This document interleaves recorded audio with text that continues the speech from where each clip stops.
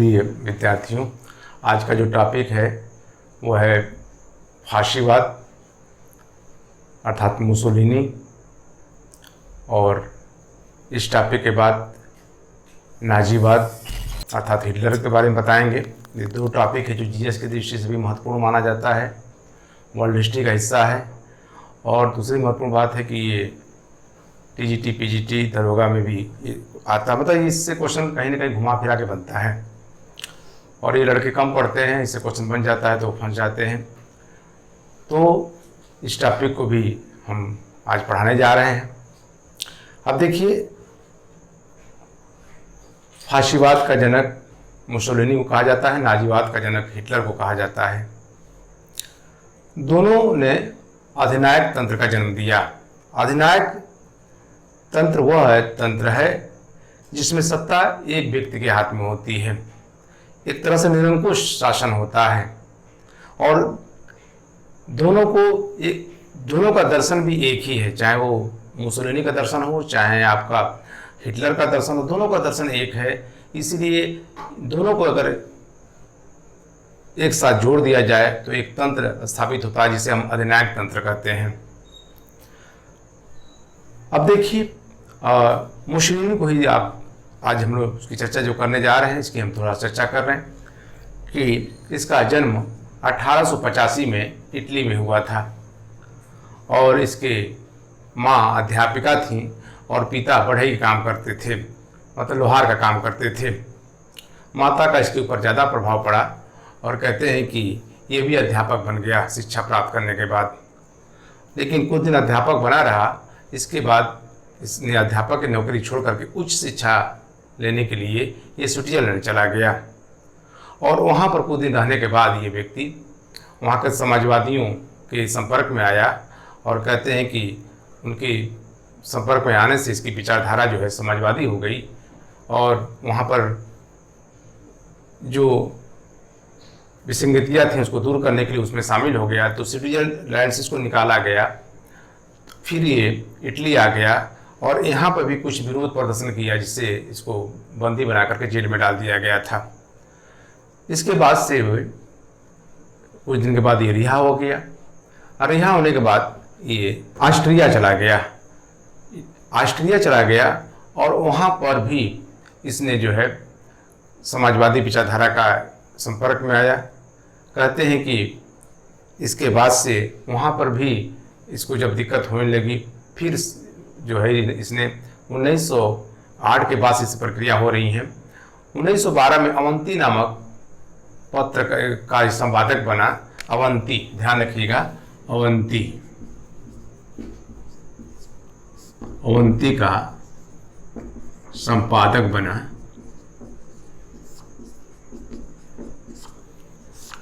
इसके बाद 1914 में आप जानते हैं कि प्रथम विश्व युद्ध शुरू हो गया। प्रथम विश्व युद्ध शुरू हो गया और ये चला था, आप जानते हैं, 1918 तक। अब इसमें ये शामिल हो गया। इसी से यहीं से इसकी विचारधारा बदल जाती है।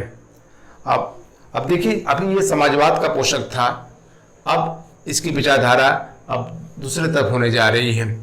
ठीक है, तो कहते हैं कि ये इस युद्ध में शामिल भी हुआ था, प्रथम विश्व युद्ध हुआ था और इसने इस पत्र को छोड़ दिया और इसमें शामिल हो गया, भर्ती हो गया ये इटली की तरफ से।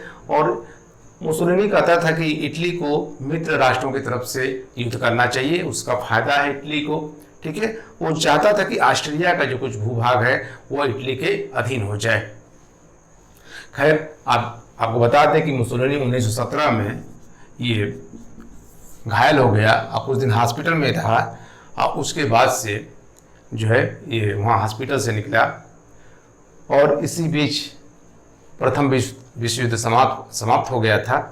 और कहा जाता है कि इसने तो प्रथम विश्व युद्ध के समाप्ति के बाद आप जानते हैं कि पेरिस में शांति सम्मेलन हुआ था जिसमें वर्साय की संधि हुई थी, जिसकी हम चर्चा जब वर्ल्ड हिस्ट्री पढ़ाएंगे तो सब चर्चा करेंगे, लेकिन यहाँ भी हम चर्चा करना जरूरी है। वर्साय की संधि हुई थी और उस वर्साय की संधि में जर्मनी के ऊपर तो एक तरफा भार थोप दिया गया था, लेकिन उसमें इटली को बहुत सी रियायतें दी गई थी।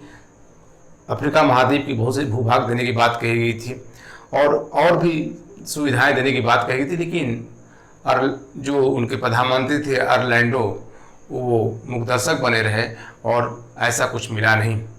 कहते हैं कि इसके बाद से जब मुसोलिनी का विचारधारा बहुत तेजी से परिवर्तन हो रहा, देखिए ये व्यक्ति अध्यापक से और चल करके चला था और देश का प्रधानमंत्री बना। निश्चित है कि ये एक तो ये अच्छा वक्ता था, लिखता बहुत अच्छा था, पढ़ा लिखा था, शिक्षित था, और जहाँ इसको जो चीज़ समझ में आया वह उसका इस्तेमाल इसने बहुत बखूबी किया। यही काम हिटलर ने भी किया। दोनों बहुत अच्छा वक्ता थे, बहुत अच्छा माहौल को देख करके बोल लेते थे, लिखने पढ़ने में भी उनकी बहुत अच्छी थी। तो ये इनके ऊपर प्रभाव पड़ा। अच्छा, पढ़ा लिखे होने से आप जो विचारक होते हैं, जो पुराने विचारक होते हैं, उनके दर्शन का भी प्रभाव इसके ऊपर पड़ता है, जिसकी हम चर्चा करेंगे, जिससे हीगल का प्रभाव पड़ा इसके ऊपर। ठीक है, तो अब देखिए, तो उसके बाद से 1919 में एक घटना है और आह्वान किया देश के सैनिकों से कि जो लोग भी इटली के पुनर्निर्माण चाहते हैं उन सैनिकों से मैं आह्वान करता हूं कि मेरे साथ आकर खड़े हों। कहते हैं कि इसके आह्वान के बाद इटली के बहुत से सैनिक इससे आकर मिले और यहीं से देखिए अब धीरे धीरे अब इसके जो विचारधारा है, दरअसल जो इसकी विचारधारा थी वही आगे चल करके इसका एक सिद्धांत बन गया। जैसे फासिस्ट है तो फासिज्म, तो फासिस्ट क्या थे, युवाओं की टोली होती थी। फासिज्म क्या था, सिद्धांत था। ध्यान रखिए, दोनों में थोड़ा सा अंतर है, इसकी हम चर्चा भी हमारे करेंगे। तो अब देखिए, कहते हैं कि अब धीरे धीरे इसने जो है अब टोली का जो संगठन बनाने लगा और यही इसकी जो विचारधारा थी फासिवाद के नाम से जानी गई। आपको बता दें कि फैसिज्म जो शब्द है या फैसिज्म शब्द है की उत्पत्ति इतावली भाषा फैसियो से हुई है। इसका अर्थ होता है समूह अथवा गट्ठर। ध्यान रखिएगा, समूह अथवा गट्ठर होता है, नोट कर लीजिएगा, ये क्वेश्चन आता है।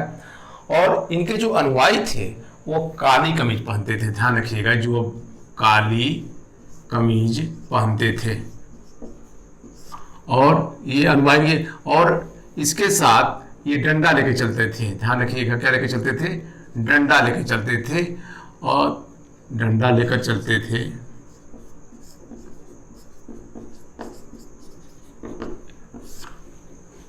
और इसके साथ अंडी का एक तेल होता है वो भी लिए रहते थे। ध्यान रखिएगा, अंडी का तेल भी लिए रहते थे। तो ध्यान रखिएगा, समूह अथवा गट्ठर होता है। इनके अनुयायी काली कमीज पहन के चलते थे, पता चलता था कि भाई इनके। और धीरे धीरे ये जो है चीजें और इनके अनुयायियों की संख्या लगातार बढ़ती चली गई, लगातार बढ़ती चली गई। अब देखिए इतनी बढ़ गई कि हमें लगता है सब नोट कर लिए होंगे।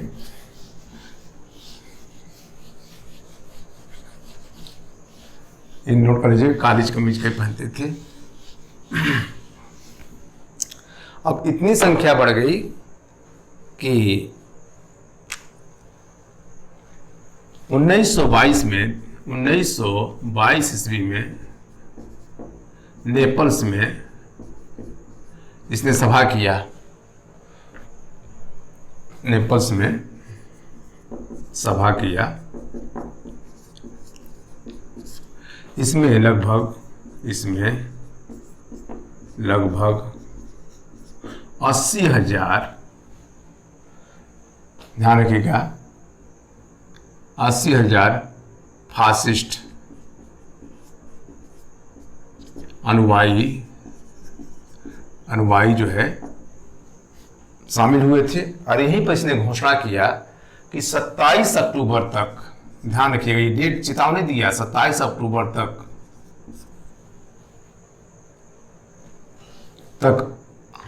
वहां के राजा से, इटली के राजा तक आप फासिस्टों को, ध्यान रखिएगा, फासिस्टों को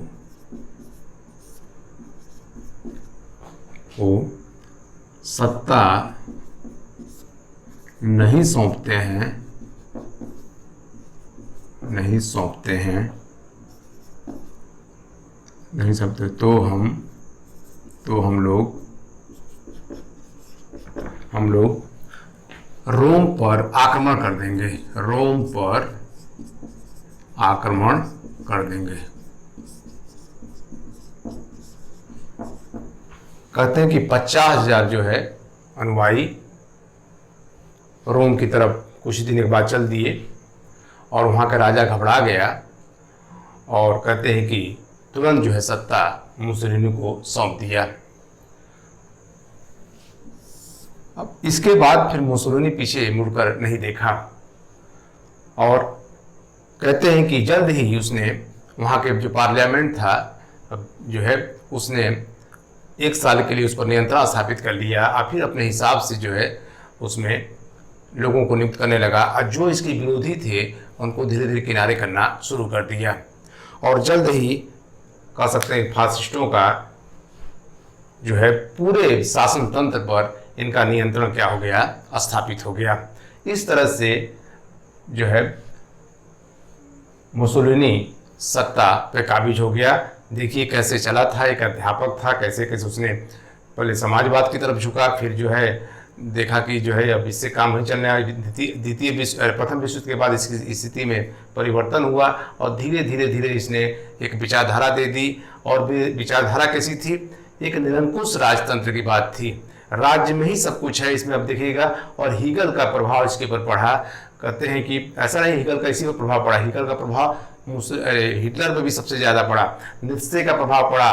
कहते हैं कि डार्विन का जो सिद्धांत है कि जो भाई मजबूत रहेगा, जो ताकतवर रहेगा वही जीवित रहेगा, अन्य कोई जीवित नहीं रहेंगे। तो ये सारे जो है इसकी विचारधारा जो अधिनायक तंत्र के पोषक हैं, जो शासक हैं, विशेषकर मुसोलिनी और हिटलर, ये दोनों जो है उन चीज़ों को लोगों ने ग्रहण किया जिसमें उन लोगों ने दिखाया जनता को, जिसको लगा कि इस विचारधारा से हमको लाभ होगा। देखिए कोई भी विचारधारा से जिसको लाभ होता है उसको वो हाईलाइट करता है, उसको शो करता है कि नहीं ये देखिए ये इन्होंने ऐसा कहा था, इन्होंने ऐसा कहा था। कोई भी हो, आप अगर सोचते हैं कि नहीं भाई हम आदर्शवाद पर चलेंगे तो आप आदर्शवाद की बात, जो राइटर हैं पीछे के जो लोग हैं उनकी बात को लेकर चलेंगे, तो कह सकते हैं कि इन लोगों ने उन्हीं बातों को लेकर चले जिससे जनता को बताने में, या जिसको लगा कि यह कार्य करने से है हमको तरक्की होगी, हम सत्ता पे अधिकार जमा लेंगे। तो इसी तरह से अधिनायक तंत्र का जन्म हुआ, जिसके 2 तंत्र थे, एक तंत्र था मुसोलिनी का और दूसरा तंत्र था हिटलर का। ये दोनों एक सिक्के के 2 पहलू थे, बस समय सिक्का एक था और एक तरफ मुसोलिनी था तो दूसरी तरफ हिटलर था। दोनों जो है विरोध किया, उदारवाद का विरोध किया, आदर्शवाद का विरोध किया, लोकतंत्र का विरोध किया, क्रांति का विरोध किया। तो ये सभी लोगों ने व्यक्तिवाद का विरोध किया। ये सारी चीज़ें जो थी ये दोनों लोगों ने लगभग कामन रूप से विरोध किया है, क्योंकि दोनों एक साथ हैं। कुछ ही मूलभूत जो अंतर रहेगा उसको हम तो बताते जाएंगे। अब देखिए तो इस तरह से ये जल्द ही सत्ता पर काबिज हो गया और अपने हिसाब से इसने जो है शासन करना शुरू कर दिया। तो एक चीज जान लीजिएगा, फासिस्ट क्या है? फासिस्ट व्यक्ति हैं, ये व्यक्ति हैं, इसको जान लीजिएगा, मतलब लोगों का जो फासिस्ट है। और विचारधारा क्या है, ध्यान रखिएगा, विचारधारा। और फासिज्म क्या है? फासिज्म सिद्धांत है या विचारधारा है, विचारधारा है। ये देखिए, ठीक, तो दोनों ये शब्द है फासिस्ट और व्यक्तियों का है, ये व्यक्ति लोग हैं, लोगों का समूह है, और फासिज्म सिद्धांत या विचारधारा है। अब देखिए, और हमने परिभाषा इसकी लिखवा दिया कि फासिज्म शब्द के जो है वो ये, इसको आप नोट कर लिए होंगे। फैसियो नाम शब्द है जिसका अर्थ होता है समूह अथवा गट्ठर। अब देखिए, जो फासिस्टवादी हैं वो विचारधारा कहाँ से लिए, सोर्सेज कहाँ से लिए? तो सोर्सेज में हमने कहा कि जो ये स्रोत लिए, कहाँ से लिए? तो ये कहाँ से लिए हैं देखिए, तो ये हीगल, ध्यान रखिएगा, हीगल भी राज्य को सर्वोपरि माना है, व्यक्ति को सर्वोपरि नहीं माना है, ठीक है। इसके अलावा है नीत्शे, जो ये लोग विचारधारा के हैं। उसके बाद है डार्विन, उसके बाद पैरोटो। ये सभी लोग जो है कि विचारधारा को मुसोलिनी ने ग्रहण किया था। अब देखिए इन्हीं लोगों के ऊपर, इन्हीं कह सकते हैं कि हीगल, नीत्शे, डार्विन और पैरेटो की विचारधारा का प्रभाव किस पे पड़ा? मुसोलिनी पे पड़ा। इन्हीं लोगों का प्रभाव हिटलर पे भी पड़ा था। देखिए दोनों एक साथ चलते रहिए कि हिटलर से पढ़ाएंगे, फिर भी जानते रहिए कि दोनों को प्रभाव पड़ा। अब देखिए सब नोट करते जाइएगा, क्योंकि भाई अब हीगल कहता है कि संघर्ष ही मानव समाज का मूल मंत्र है, और वही बात मुसोलिनी भी कहता है। ध्यान रखिएगा, हीगल की बात को कहता मुसोलिनी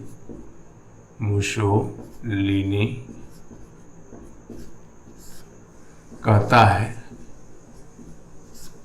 मतलब ये हीगल की बात को भी कहता है कि विशेषकर इसने हीगल ने कहा, लेकिन इसको ये भी दोहराता है कि संघर्ष ही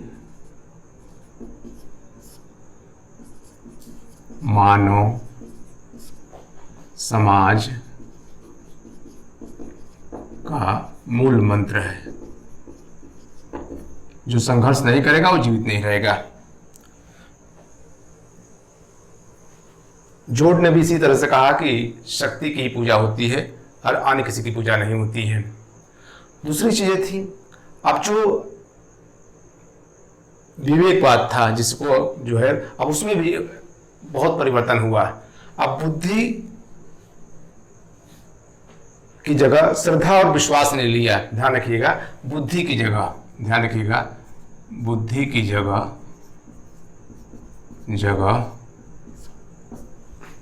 श्रद्धा, बुद्धि की जगह, या कह सकते हैं तर्क की जगह क्या ले लिया? श्रद्धा ले लिया और विश्वास।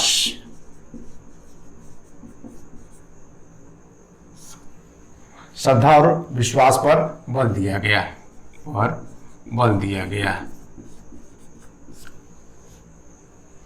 मतलब अब ये चीजें खत्म। खुद मुसोलिनी कहता है कि मेरा कार्यक्रम कार्य करना है, विचार करना नहीं। मुसोलिनी कहता है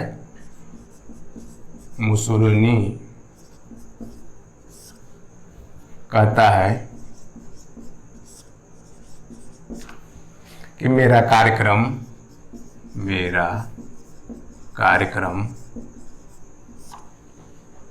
कार्य करना है,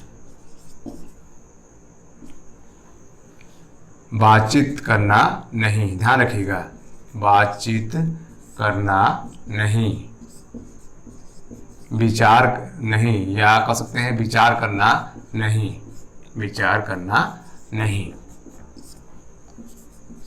अच्छा एक चीज और बताते, फासिवाद हो चाहे ना, इनको कोई बहुत ऐसा नहीं था कि कोई सोच के चले थे कि हमको इस तरह करना है। सब अचानक चीजें उनके पक्ष में सब चलती चली गई। अचानक उनके मस्तिष्क में सब सारे विचार आए और इस तरह से उन्होंने उसको एक मूर्त रूप दे दिया, क्योंकि इनके मरने के बाद चीजें क्या हो गई? समाप्त हो गई।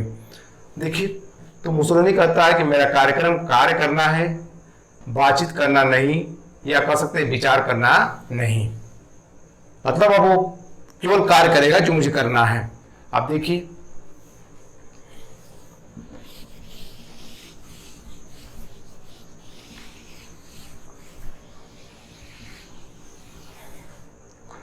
अब परंपरावाद क्या है? परंपरावाद जिसे निरंकुशवाद भी कहते हैं, हम कह सकते हैं परंपरावाद। अब इसको हम निरंकुशवाद भी कहते हैं। इसका देखिए जन्म कौन था? इटली का विचारक था मोजनी। इसका भी प्रभाव पड़ा ना, इटली का विचारक था मोजनी।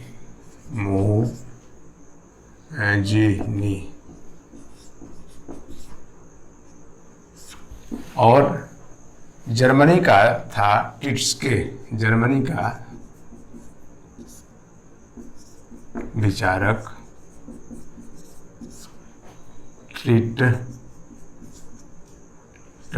सके।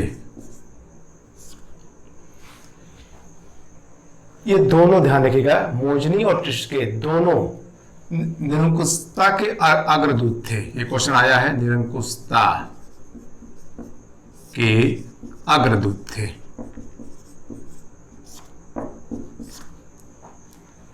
और वही विचारधारा मुसोलिनी ने भी ग्रहण किया।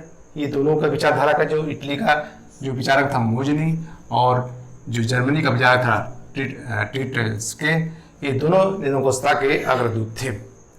तो ये भी विचारधारा मुसोलिनी ने ग्रहण किया, इनकी विचारधारा को। ये सब नोट करते जाइएगा क्योंकि ये सब पूछता है क्वेश्चन। अब देखिए, अब आदर्शवाद का भी प्रभाव फासिस्टवाद पर पड़ा या फांसीवाद पर पड़ा। ध्यान रखिएगा, आदर्शवाद का भी, आदर्शवाद का प्रभाव भी फांसीवाद पर पड़ा। इसके लोग थे कौन कौन, कह सकते हैं रूसो थे, कांट थे और हीगल थे। कांट को तो आदर्शवाद का जनक भी कहा जाता है। तो ये जो विचारधारा थी, इसका भी प्रभाव मुसोलिनी पर पड़ा था। अब देखिए, तो कहते हैं कि मुसोलिनी ने हर चीज जो उसके पक्ष में थी उस पर ध्यान दिया, और ऐसा नहीं था कि सत्ता पाया तो एकदम कह सकते हैं कि निरंकुश हो गया। कुछ जगहों पर जहां इसकी जरूरत थी उस पर उसने ध्यान देना शुरू कर दिया। सबसे बड़ी बात थी कि इसका जो विचार था वह विचार व्यक्तिगत था, और विचार कई कह सकते हैं कि जो विद्वान थे, जो कह सकते हैं कि पूजक थे, जो जिनके इसके पहले जो विचार इन लोगों ने दिया था उसको इसने ग्रहण किया था और उसको बहुत आहिस्ते आहिस्ते फॉलो किया, और पूरे सिस्टम पर इसका जो है कब्जा हो गया। और इतनी जल्दी से उसने कब्जा कर लिया कि केवल अब स्कूल से लेकर के कॉलेज तक सब शिक्षा पे भी इसने ध्यान दिया। जान रहा था कि यहीं से जो है, जो बच्चे जब पढ़ेंगे मुसोलिनी के बारे में पढ़ेंगे, जानेंगे, तो उनको बताया जाएगा कि उसके क्या विचारधारा है, क्या नहीं है। तो उनके अंदर जन्म से ही शिक्षा जब प्राप्त करेंगे, कुछ दिन के बाद ही उनके अंदर राष्ट्रवाद की भावना क्या हो गई, आने लगेगी। अब देखिए, दूसरा था, तो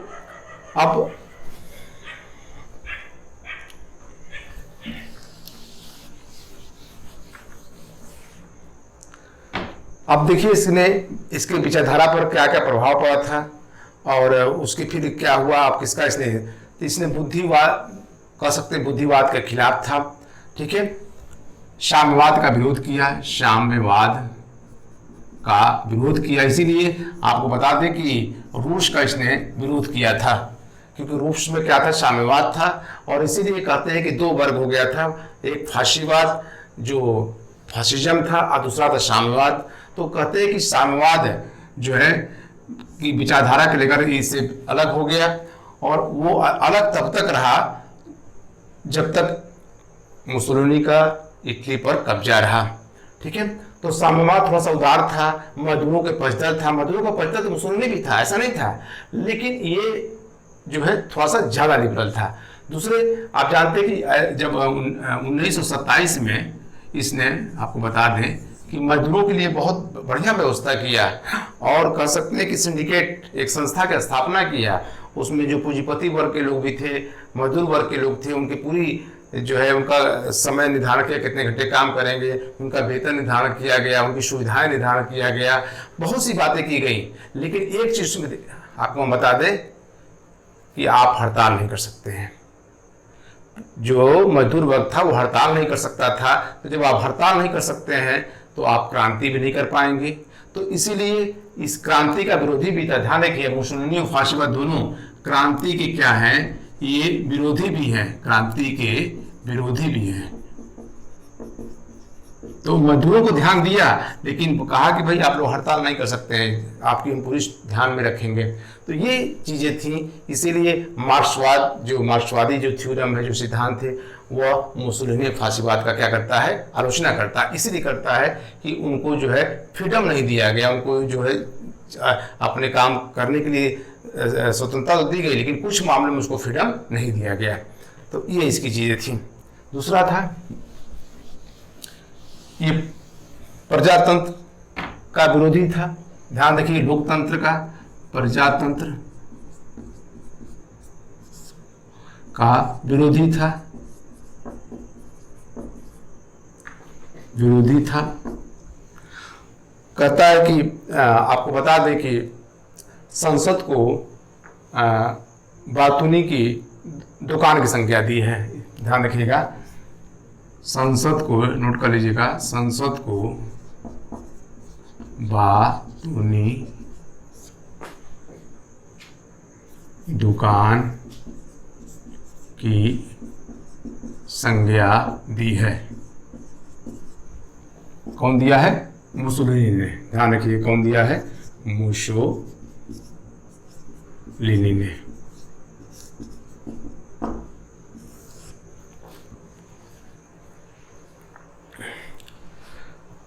अब देखिए, ये हिंसा का भी महत्व देता है। फांसीवाद हिंसा को भी महत्व देता है, हिंसा को भी महत्व देता है। उग्रवाद में विश्वास करता है, नोट करते जाइएगा, उग्रवाद में विश्वास करता है। व्यक्तिवाद का विरोधी है। ध्यान रखिएगा, व्यक्तिवाद का विरोध करता है, विरोधी है। कहता है राज्य में ही सब कुछ है। ध्यान रखिएगा, राज्य को सर्वोपरि मानता है और राज्य के अंदर ही सब कुछ है। स्टेटमेंट आया है इसका कि राज्य के अंदर ही, नोट कर लीजिएगा, हो गया। चलिए, तो उग्रवाद में विश्वास करता है, व्यक्तिवाद का विरोध करता है, ठीक है, तो राज्य को सर्वोपरि मानता है। एक इसका स्टेटमेंट है, नोट कर लीजिएगा।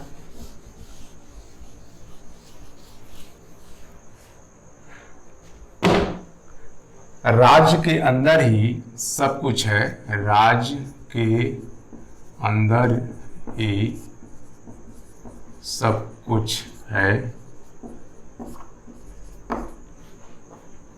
राज्य के बाहर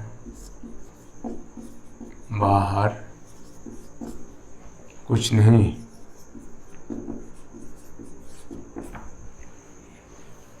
इसलिए राज्य को सर्वोपरि मानता है, व्यक्ति को सर्वोपरि नहीं मानता है, और राज्य के विरुद्ध कुछ भी नहीं है, राज्य के बाहर या विरुद्ध, राज्य के बाहर या विरुद्ध कुछ नहीं है। राज्य के विरुद्ध, ध्यान रखिएगा, करिएगा, राज्य के विरुद्ध कुछ भी नहीं।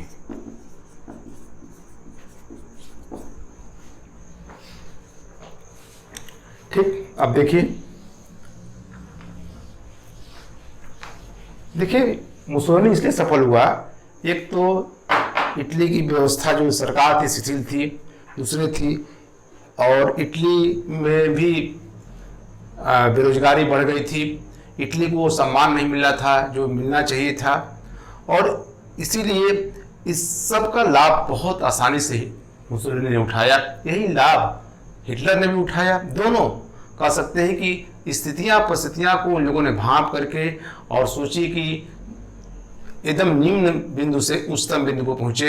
इतिहास में बहुत कम देखने को मिलता है कि जब आदमी नीचे से ऊंचे पहुंचता है, और निश्चित है कि उसको रिस्क लेना पड़ता है, कह सकते हैं कि जान की बाजी लगानी पड़ती है, तब शायद ये चीज़ें होती हैं। क्योंकि आप देखते हैं वो दोनों जो है जेल के अंदर गए, बंद रहे और संघर्ष किए। इसीलिए डार्विन के विचार को भाई जो संघर्ष करेगा, जो ताकतवर रहेगा वो जीवित रहेगा, और जो नहीं रहेगा वो नहीं रहेगा। जोट का भी विचार यही है कि शक्ति से ही सत्ता स्थापित की जा सकती। तो बहुत सी चीज़ें हैं जो इन लोगों ने अपने ग्रहण किया, इसीलिए यह राज्य पर बल दिया, और आप कह सकते हैं कि राष्ट्रवाद पर भी बल दिया।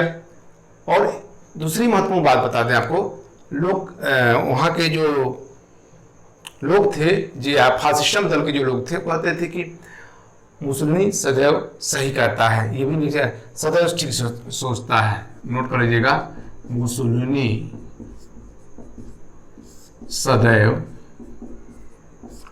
ठीक सोचता है, मतलब ये जो कह रहा है वो सही सोचता है, ठीक सोचता है। और ये राष्ट्रवाद का पुजारी भी था, ध्यान रखिए, मुसोलिनी जो है राष्ट्रवाद का जो है पुजारी भी था, हिटलर क्या था? जाति शुद्धता को बल देता था। ध्यान रखिएगा, ये राष्ट्रवाद का पुजारी था, और हिटलर क्या था? जाति की, नस्ल पर, आप जानते हैं, जाति की शुद्धता पर बल दिया है। वो आर्य जाति को सर्वश्रेष्ठ मानता था। ये हिटलर का है, यहाँ भी थोड़ा सा हिटलर आ जा रहे हैं, क्योंकि दोनों एक साथ ही बता दें, हो सकता है दिमाग में न रहे। तो हिटलर क्या करता है? जाति की शुद्धता पर देता है, और मुसोलिनी राष्ट्रवाद की बात करता है, इसलिए राष्ट्रवाद का पुजारी भी इसे कहा जाता है। अब देखिए, दूसरे मुसोलिनी का था एक राष्ट्र एक दल एक नेता। ध्यान रखिएगा, मुसोलिनी का कहना था एक राष्ट्र एक दल और एक नेता। ध्यान रखिएगा, ये फासीवादियों का कहना था, एक राष्ट्र एक दल एक नेता। ठीक, अब देखिए, और एक और स्टेटमेंट की कहता है कि स्वतंत्रता एक मृत के समान है, मैं इसे ठोकर मारता हूं। स्वतंत्रता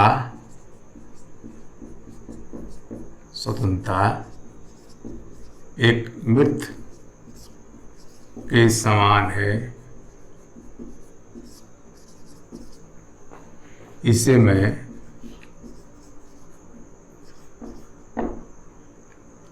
ठोकर मारता हूं,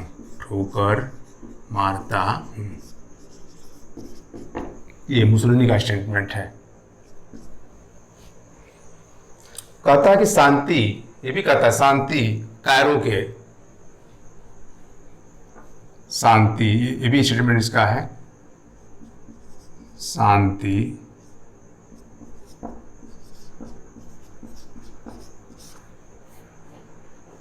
कायरों के लिए होता है। मतलब शांति का ये विरोधी था, और कहता है कायरों के लिए होता है। कायर लोग कहते हैं कि शांति होनी चाहिए।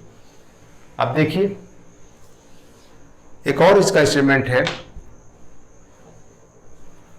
युद्ध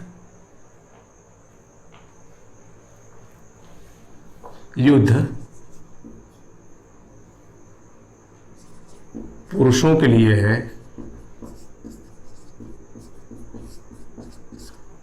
ये वैसा ही है, युद्ध पुरुषों के लिए वैसा ही है जैसे महिलाओं के लिए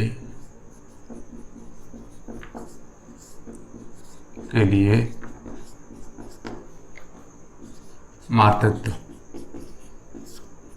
सोचिए, मतलब युद्ध का ये प्रेमी था, युद्ध पुरुषों के लिए वैसे ही है जैसे महिलाओं के लिए मातृत्व। मतलब एक महिला के लिए, उसके लिए सबसे जीवन में सबसे बड़ी उपलब्धि होती है संतान होना, इसलिए ये उसकी तुलना करता है कि युद्ध पुरुषों के लिए है, न कि महिलाओं के लिए। अब देखिए, तो ये इसके चीज़ें थी। अब देखिए, आपको बता दें, स्टेटमेंट पूछता रहता है, तो अब क्या क्या इसका विरोध करता है? तो व्यक्तिगत स्वतंत्रता का विरोध करता है, नियमित राज्य का समर्थन करता है। ध्यान में रखिएगा, नियमित राज्य का समर्थन करता है।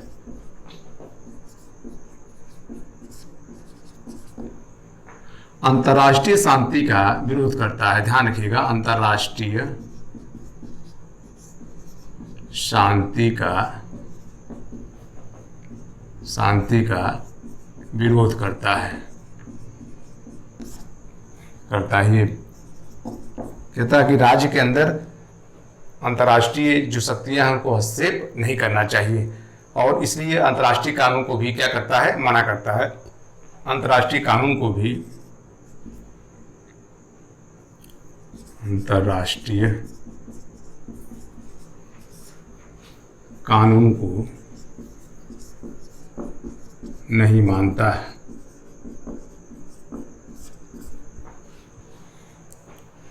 उसके अलावा उदारवाद का भी विरोधी है। उदारवाद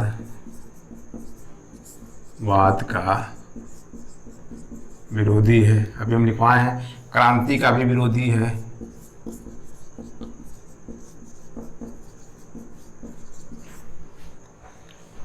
अब देखिए, लोकतंत्र का विरोधी बता ही दिए थे, मानवता का विरोधी बता ही दिए थे, सारी चीजें बता दिए थे। अब तो जब हिटलर का उदय हुआ तो ये थोड़ा सा घबरा गया था कि हिटलर भी ऑस्ट्रिया पर कब्जा करना चाहता था, और ये ऑस्ट्रिया का कुछ हिस्सा को इसको मिला हुआ था। तो लेकिन बाद में कुछ ऐसी चीज़ें हुई कि फिर हिटलर से इसका दोस्ताना संबंध हो गया, और 1936 में, ध्यान रखिएगा, 1936 में रोम और बर्लिन से समझौता हो गया। फिर उस कुछ दिनों बाद इसमें टोक्यो भी शामिल हो गया। तो कौन होगा? रोम, बर्लिन और टोक्यो, ये धुरी राष्ट्र बन गए। ध्यान रखिएगा, क्या बन गए? धुरी राष्ट्र बन गए। और यही धुरी राष्ट्र ने आगे चल करके जो द्वितीय विश्व युद्ध हुआ उसमें ये लोग शामिल हो, एक विचारधारा के थे, क्योंकि वहाँ का भी जो जापान का भी शासक था वो भी इसी अधिनायक तंत्र के तरह ही था। ठीक है, स्पेन का भी शासक एक था, फ्रैंकलिनो, वो भी इसी विचारधारा का था। और उनका रोम, बर्लिन, टोक्यो कहा जाता है, धुरी राष्ट्र कहा जाता है। ये सब मिल गए, एक ही विचारधारा के थे। देखिए, जब भी लोग मिलते हैं वो एक विचारधारा के लोग होते हैं, तभी एक साथ मिलते हैं, अन्यथा नहीं मिलते हैं। तो देखिए, धीरे धीरे चीज़ें हो गई, जो है अब इनके पक्ष में होती चली गई। और आप जानते हैं कि जो है 1 सितंबर 1939 को जब हिटलर ने पोलैंड पर आक्रमण कर दिया तो द्वितीय विश्व शुरू हो गया। और उसके बाद से ये युद्ध इतना लंबा चला, उसमें इतनी क्षति हुई, उसकी चर्चा हम जब विश्व युद्ध पढ़ा देंगे। लेकिन अंततः आपको बता दें कि मुसोलिनी का अंत हुआ। अंत तो होना ही था।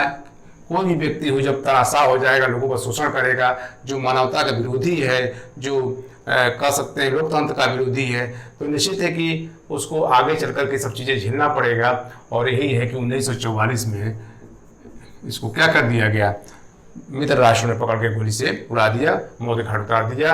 यहाँ तक कि वहाँ की जो जनता थी, इटली की जनता ने बहुत इसके ऊपर चप्पल फेंके, इसके ऊपर मतलब कह सकते हैं कि बहुत बुरा इसके मरने के बाद भी व्यवहार किए थे। कि इसी की वजह से हमारे इटली को बहुत ज़्यादा नुकसान सहना पड़ा, लोगों ने जान गंवाया, उसकी स्थिति बहुत खबरा। तो मतलब कुल मिला करके इसका बहुत बुरा क्या हुआ, अंत हुआ। लेकिन लंबे टाइम तक शासन किया जनता का, दोनों शासक, हिटलर हो चाहे मुसोलिनी हो, दोनों लोगों ने जनता की आत्मा को कुचल दिया था। वो बेड़िया भूल गए थे, जो दास्ता की बेड़िया थी जो वो पहने थे, वो भूल गए थे। जब आत्मा ही कुचल जाएगी तो उसका कोई मतलब नहीं रहेगा। बहुत कठोर व्यवहार किया गया अपने विरोधियों के साथ, कोई उनके साथ समझौता नहीं होता था, बहुत कठोर दंड दिया जाता था। तो इस तरह से इसका भी अंत उसी तरह से हुआ जिस तरह से एक कह सकते हैं कि अधिनायक तंत्र के जो शासक होता है, जो तानाशाह होता है, अधिनायक तंत्र का मतलब होता है तानाशाह शासक का, उसी तरह से इसका क्या हुआ, अंत हुआ। तो इस तरह से आप कह सकते हैं कि एक छोटा सा चैप्टर था मुसोलिनी का, और जो भी चीज़ें इसमें रहेंगी, बचा रहेगा, उसको हम बता देंगे। और हमें लगता है कि मैक्सिमम हमने फैक्ट को इसमें कवर किया था और इसकी चर्चा किया था। और जो बचा रहेगा, तो जब हम नाजीवाद स्टार्ट करेंगे तो जो बचा रहेगा हम उसमें इसकी चर्चा कर देंगे। धन्यवाद। जय हिंद।